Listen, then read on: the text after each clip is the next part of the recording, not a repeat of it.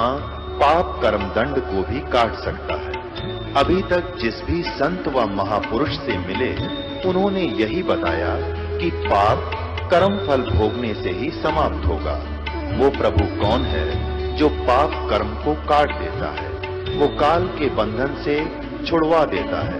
उसका क्या नाम है, पूजा की विधि क्या है?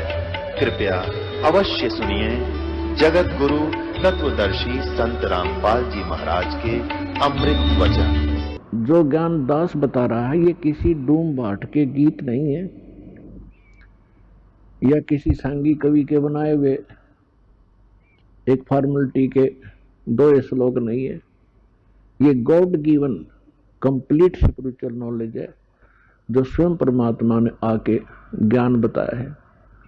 इसके साथ साथ वो परमात्मा अपनी लीला अनुसार जो वो लीला किया ही करते हैं, सतलोक से आए और जिन महापुरुषों को वो मिले उनको सतलोक लेकर गए, उस स्थान पर लेकर गए जो हमारा मूल स्थान है, जहां आप और हम सभी रहा करते थे, आपका परिवार था। वहां पर सभी सृष्टि ऐसी ही है, ऐसे ही नर और नारी करके वहां सब बच्चे हैं, सारी सुविधाएं हैं। उसी की डुप्लीकेट नकल काल ने यहां कर रखी है। एक तो सोने के खिलौने हो और एक मिट्टी के कुम्हार के बनाए हुए, तो उनमें और उनमें बहुत अंतर होता है। वो कुम्हार के बनाए हुए खिलौने तो 2 मिनट में टूट जा, हाथ पाओ ना टांग पाओ उसकी, और सोने के बने हुए कहीं पटको उठा के उनका कुछ नहीं बिगड़ता, कीमत गनी होती है। तो सतलोक के अंदर आपको ऐसा शरीर मिलेगा जिसका नाश कभी नहीं होता, उसमें वृद्ध अवस्था नहीं है, बुढ़ापा नहीं है, सदा युवा बने रहोगे। और जिन क्रियाओं को आप यहां करते हो, सैर सपट्टा करना प्रत्येक आत्मा चाहती है, हिल स्टेशनों पर घूम का वहां जाकर पार्कों में डोला में घूमे, ये सारी सुविधाएं आपको सतलोक में प्राप्त है।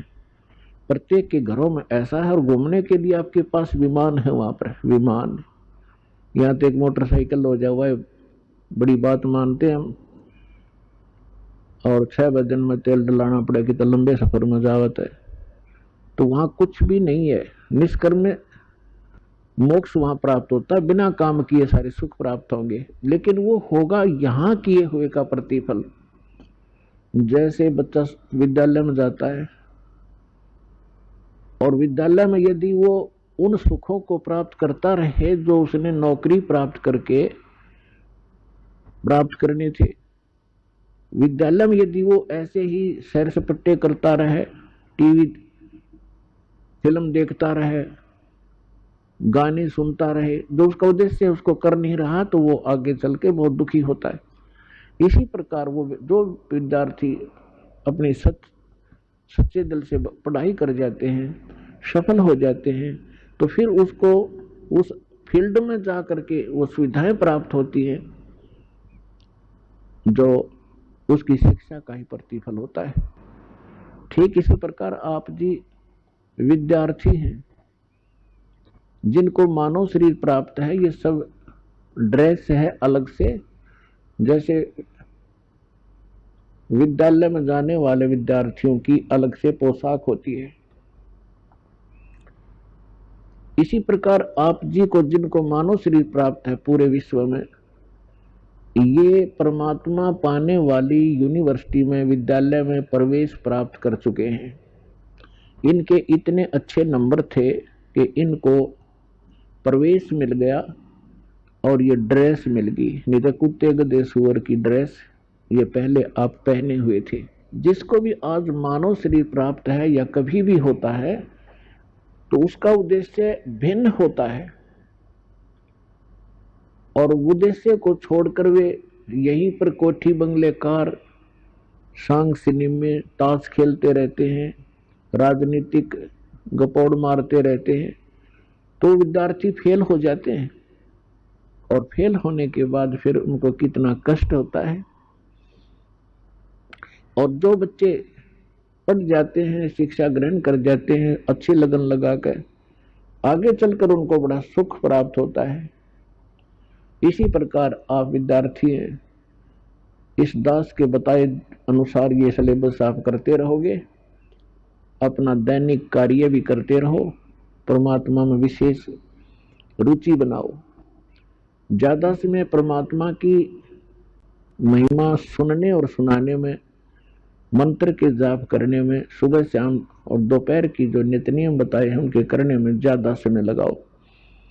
और जो कार्य आप कभी नहीं कर सकते थे और ना ही आप सोच सकते थे कि हमें ये सुविधा प्राप्त हो सकती है इस जीवन में, फिर ये परमात्मा आपको यहाँ के भी सुख देगा, लेकिन इन सुखों से आप परिचित कर दिए जाओगे कि इस सुख को प्राप्त करके परमात्मा में रुचि कम मत करना, नहीं तो आप फिर यहीं रह जाओगे और इसका बहुत भयंकर परिणाम आपको भोगना पड़ेगा।